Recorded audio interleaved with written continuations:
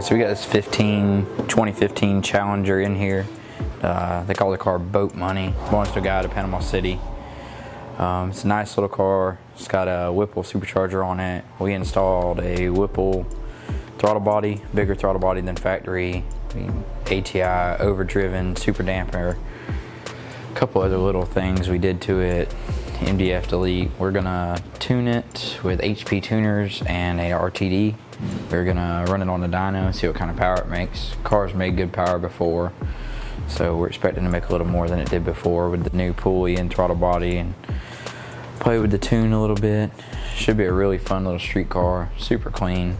Car's got airbags on it. It's a nice build, but hopefully we can get it in here on the dyno and make some noise with it and see what kind of power it makes.